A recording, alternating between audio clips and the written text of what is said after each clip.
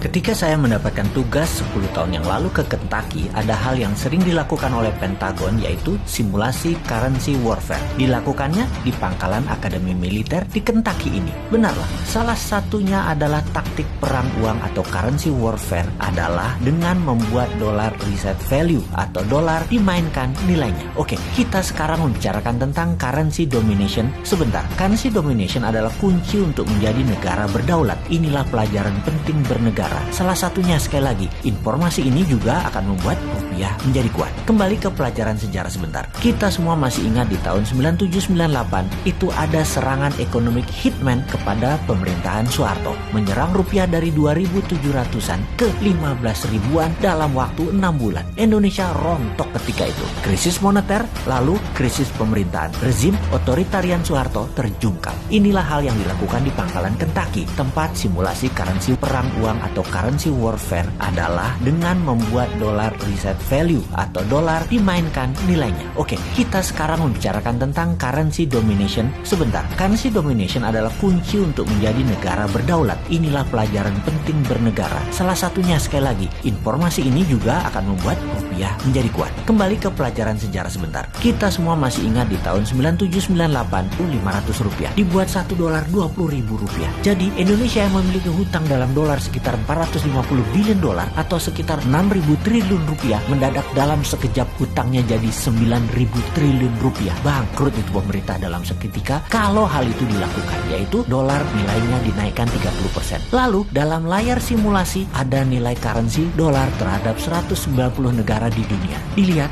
apa yang terjadi. Bagaimana dengan negara Singapura, bagaimana dengan Jepang, bagaimana dengan negara Eropa, bagaimana dengan Tiongkok, dan lain sebagainya. Menariknya, ketika dolar dinaikkan 30%, Tiongkok tidak rubuh. Cadangan devisa mereka, walau ada dolar, namun gold di Tiongkok kuat dan banyak. Juga yuan dipakai di beberapa negara mitra mereka, membuat Tiongkok kuat. Simulasi kedua, nilai dolar dijatuhkan 50%. Ekspor barang Indonesia dalam dolar jadi hancur. Indonesia rubuh juga. Dalam bahasa Lemhanasnya adalah fail state. Dan hebatnya lagi, Tiongkok tidak rubuh ketika dolar dilemahkan 50%. Simulasi berikutnya yaitu dolar di-cut 80% alias tinggal 20%. Ternyata Tiongkok juga tidak lumpuh. Pokoknya di harga dolar berapapun Tiongkok kuat, bahkan Amerika yang rugi. Menariknya, Indonesia di level turun 20% sudah paria, di level 30% atau 40% bahkan lumpuh negaranya, dan di level 50% fail state, negara gagal. Dan benar deh, dibawa ke harga dolar menjadi 18.000 aja dalam seketika.